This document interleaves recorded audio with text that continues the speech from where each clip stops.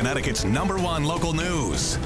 This is Channel 3 Eyewitness News. Good morning, everyone. It is Wednesday, January 27th, and it is 7 o'clock. And we are starting you off with an early warning weather alert. For a first check on what's happening outside and what happened overnight, we want to get right over to meteorologist Scot Haney. He is in the early warning forecast center with all the details. How are things looking? Things are looking better, Nicole. The snow is starting to dry up, which is good news. Still some scattered snow showers out there. Let's bring that to your attention. 7 o'clock on this Wednesday, January 27th. You're going to notice just some isolated scattered snow showers in parts of Hartford and Litchfield County, Barkhamsted, Canton, Avon. You're dealing with some of these scattered snow showers. They're going to reduce visibility a little bit in Simsbury. You'll see the darker blues there, Bloomfield. So just be careful. But the rest of the state, again, much better. We still have some compromised roads out there, secondary and tertiary roads. So the winter weather advisory is still with us in Litchfield County, but it has been canceled for the rest of the state. All right, so some snow showers out there for you this morning. We picked up anywhere from 2.5 to 5 inches of snow in parts of Connecticut. Union, you hit the jackpot at 5 inches of snow right now. We're still waiting for some totals to come in, but right now Union at 5 inches of snow. Thank you, Dean, for that email. All right, the temperatures out there this morning, 28 to 32. 26 to 32, that's the spread, which is pretty good for January 27th. The typical overnight low is about 18, so we're 10 to 12 degrees above that.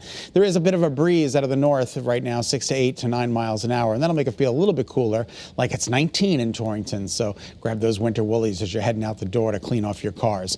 All right, some ICAMs across the state. Old Saybrook, good morning to you. A couple of flakes flying around there in Old Saybrook, nothing too substantial, more picturesque than anything else. Some reduced visibility in Hartford with a temperature of 30 degrees with the wind out of the north-northeast at 6. And as you take a look from our vantage point here in Rocky Hill, out towards the skyline there, you do have some snow-covered ground and snow-covered roads, so be careful. Middletown, Route 9 moving along nice, right by Harbor Park. That's good news, and we do have mostly cloudy skies on tap for today. Let's take a look at the icons. 8 o'clock this morning, those snow showers still with us, but by 10, 12, 3, it's gone. Mostly cloudy skies with temperatures topping out in the mid to upper 30s for both inland and for the shoreline. Mostly cloudy skies, temperatures there topping out in the mid to upper 30s. So mostly cloudy today. More cold and wind. We're talking about cold and wind for the latter part of the week. It is going to be brutal around here. So here's the satellite and radar over the past 6 hours. Things are gradually getting better. And according to early warning futurecast, tomorrow's weather today, we stay cloudy during the day today with maybe a passing rain or a snow shower. And then tonight, maybe partly cloudy to mostly cloudy skies, maybe some partial clearing tonight. And then tomorrow looks like a partly to mostly cloudy day all over again. All right, there's a huge storm system that's going by to our south tomorrow. We're not going to get into the precipitation from that, but we are going to get the cold and the wind as it gets dragged down from the north. Oh, it's going to get brutal around here Friday and Saturday. Take a look at the wind chill values. This is Friday morning, between 5 and 15 degrees below zero. That's what it's going to feel like out there.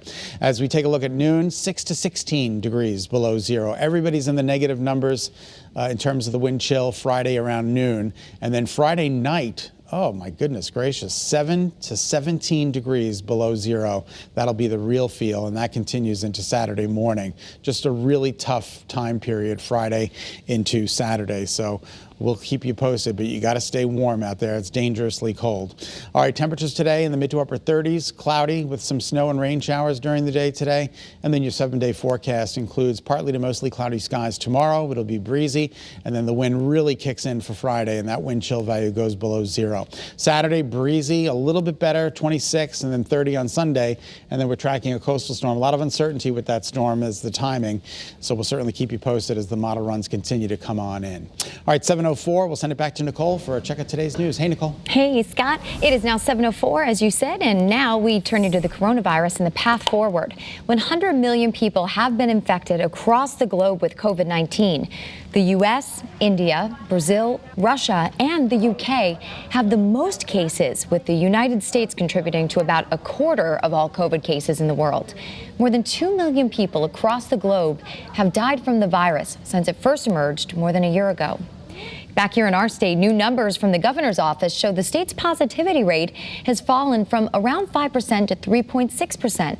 We also know that in the last day, 23 more people have died, with the death toll nearing a total of 7,000 since the pandemic started.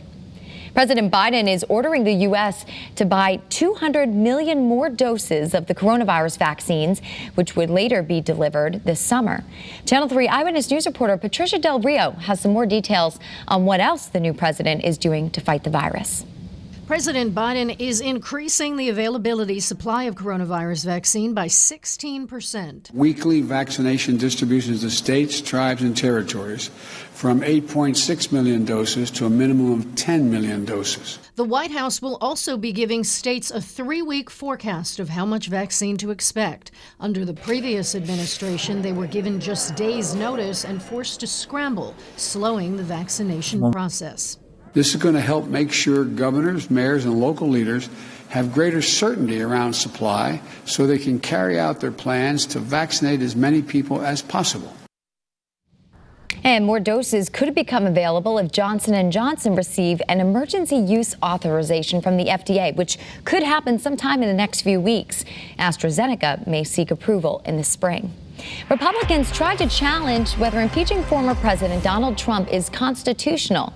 That, as we're learning more about what Capitol Police knew before the riots at the Capitol. Channel 3's Deborah Alfarone has the latest now from Washington. Do you solemnly swear? Democrats beat back a Republican effort yesterday to short-circuit former President Trump's impeachment. The GOP move was aimed at having the trial dismissed on constitutional grounds. Only 5 Republicans joined Democrats in defeating the motion, a potential sign of how the actual hearing could turn out.